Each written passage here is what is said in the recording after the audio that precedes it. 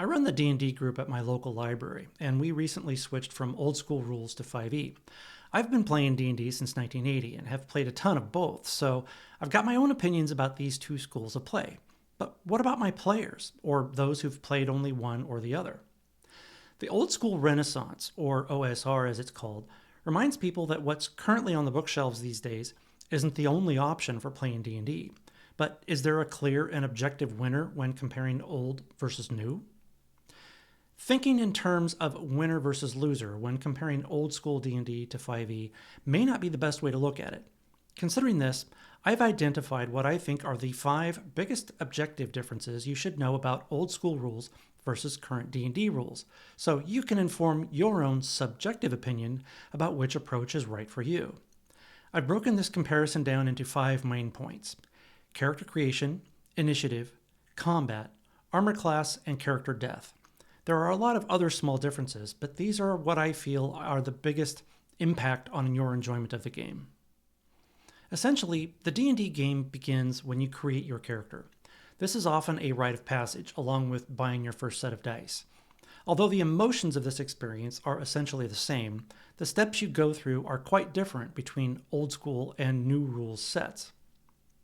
When using basic D&D rules, you use the excellent book published by Necrotic Gnome, or you have a vintage copy of the Red Basic Rules from TSR, published back in early 1980s. You'll discover that rolling up a character takes about 10 minutes. This process is so easy that when your character dies in the middle of a game, it has much less sting because you can roll up a new one right there. In 5th edition, however, the process takes so long that many D&D groups hold a special session called Session 0, where that's all they do, roll up characters. The reason for this is because 5e provides a lot more options for what your character will become. There are also a lot more stats to generate, calculate, and look up. This complexity continues as your character goes up in levels, too. New players can get a bit of the deer in headlights thing going on, frozen and confused about what upgrade path they'll take with their characters. If you want simplicity, old school rules win out when it comes to character creation. If you want flexibility and choice, 5e takes the prize. Initiative is the mechanism in D&D that determines who goes first in combat, the adventurers or the monsters.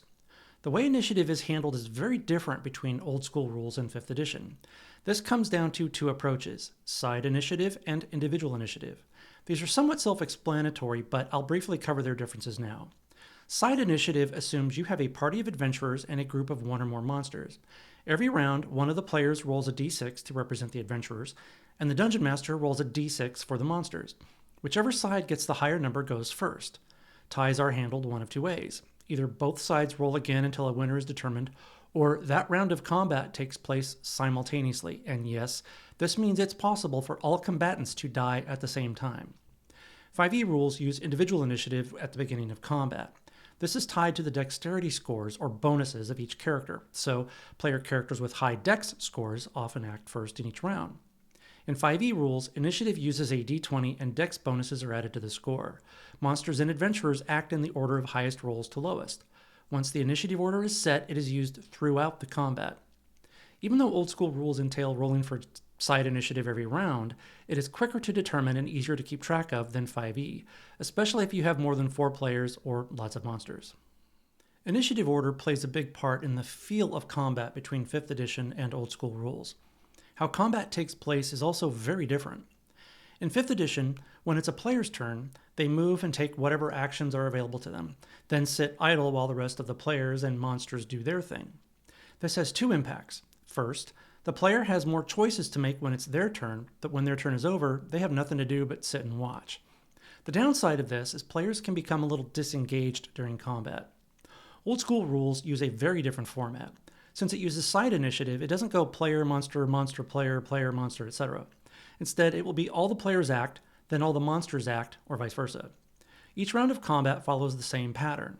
Both sides roll initiative, and the side with the highest score on a d6 goes first.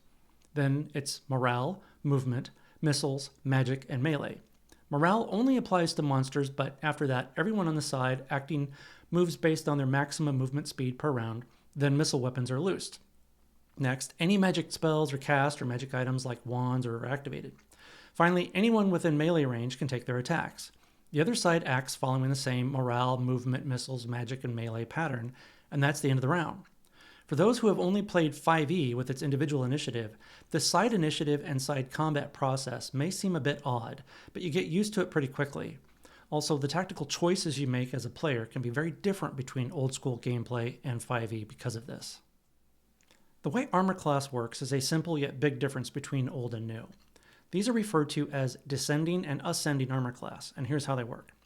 Back in the day, armor classes ranged from 10 to -10, with the lower number representing the better armor class. For example, a monster with an armor class of 4 was easier to hit than a player character that had an armor class of 2. This method wasn't intuitive and required charts, lots of charts, to determine what roll a combatant needed to hit their opponent. In 5e, ascending armor class is much simpler and more intuitive. AC starts at 10, which is what someone in street clothes would have, and goes up to 30. A monster with an armor class of 16 is harder to hit than a player character with an armor class of 14. All editions of D&D use a d20 for attack rolls, but 5e doesn't require charts to figure out if you hit or not. Your opponent's armor class is the minimum value you need on a d20 to hit. Easy. So remember that monster with an armor class of 16? That's what you'd need to roll to hit it. When it comes to how armor class is handled, 5e is much easier and more intuitive. Speaking of d20s, 5e has something old school rules don't: skill checks. Nearly everything in 5e is based on d20 rolls, which adds consistency to game mechanics.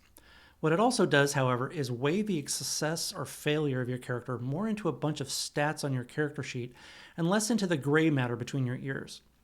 Objectively, 5e has made more of the game a mechanic that is arguably more predictable from a mathematical standpoint. Old school rules rely more on the players interacting with the DM in a sort of give-and-take format. By way of example, a party walks into a chamber, the DM gives them a brief description of what they see, and then it's up to the individual players to dig deeper. If they don't examine the chest in the corner, for example, they won't notice it has faintly glowing blue runes surrounding the lock. In 5e, however, the use of passive perception checks takes that scenario and makes it a dice roll. The party walks into the chamber and the DM asks them all to roll passive perception checks. If any of the players roll above a certain number predetermined by the DM, they are told, "There's a chest in the corner." Your character notices faintly glowing blue runes surrounding the lock. The end result is arguably the same, but 5e uses a more mechanical approach, while old school rules relies more on player choice. When death occurs is determined in very different ways between old school and current rules. It can arguably be stated that it's much easier to stay alive in 5e compared to the meat grinder reputation of older rules. Here's why. Back in basic expert days of the early 1980s, when your player reached 0 hit points, it was dead, period. In AD&D, your character goes unconscious at 0 hit points and dies at -10. In 5e, when you reach 0 hit points, another character can roll a medicine check to give you first aid, making you conscious again. If that fails, you start rolling death saves. Once per round, you roll a d20. If it's 10 or higher, you get a +1. If it's lower than 10, you get a -1. Once you reach +3, you're alive and don't have to keep rolling death saves. If you reach -3, you die. If you're a fan of D&D and want the flexibility of solo play, head over to the shop at ruckerworks.com and check out my RPG, Solus Domini. It is a solo wilderness hex crawl and dungeon crawl RPG based on the rules of D&D. Everything you need is contained in a single PDF download. Check it out. D&D is a game, a very complex game, and even the rules state that the rules can be changed or even ignored. There are almost as many variations of D&D as there are variations of D&D players. Although predictability and consistency from one game session to the next is a noble goal, the flexibility of the world's greatest fantasy role-playing game is one of its greatest strengths. If you want to play what's current or if you want to go old school, I hope this video clarifies some of the biggest functional differences between them. It is these objective variations that lead us to form subjective opinions, not about what is better or worse, but what we like more or what we like less. If you found value in this video, be sure to click the like button and consider subscribing to support the channel. Also, be sure to share your thoughts in the comments below. I'd love to hear what you think about this topic. As always, have fun, stay cool, and keep your dice rolling.